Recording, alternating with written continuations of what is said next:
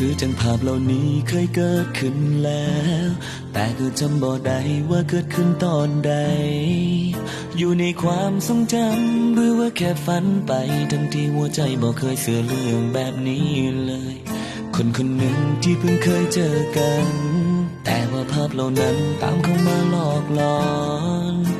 ให้ใจคิดถึงไม่เคยเป็นมาก่อนไม่ได้อ้อนวอนเรียกร้องขอจากใครสิ่งที่แน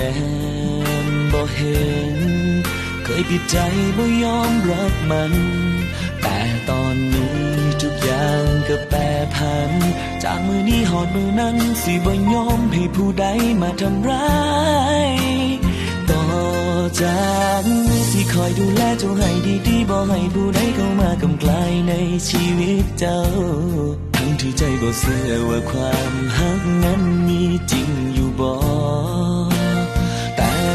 ก่อนน้องชีวิตเจ้าของเป็นอย่างต้องมาดูแลคนคนหนึ่งที่เฮาบ่เคยรู้จักแต่ฮักไปเบิดทั้งใจหรือย้อนว่าเวรว่ากรรมอันใดเหตุให้เฮาพอ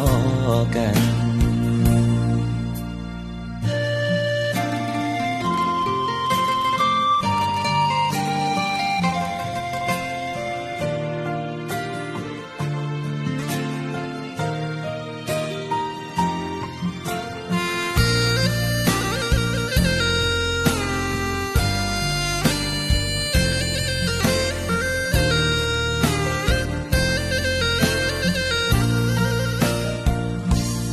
คือจังภาพเหล่านี้เคยเกิดขึ้นแล้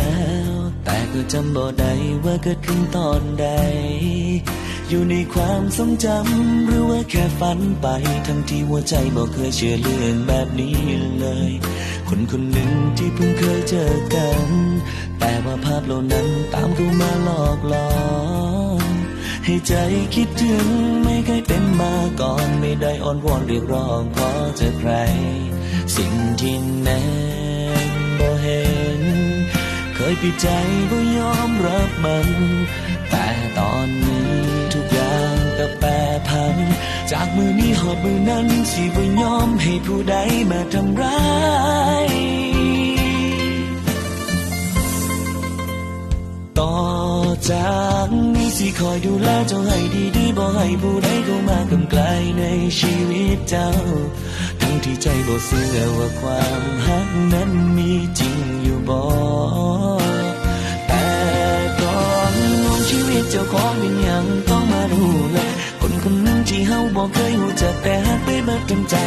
หรือย้อนว่าเวรว่ากรรมอันใดเหตุให้เฮาพอกันมันสิย้อนกรรมย้อนเวรอันใดสิบ่ไปใส่ขอยืนข้างๆเธอ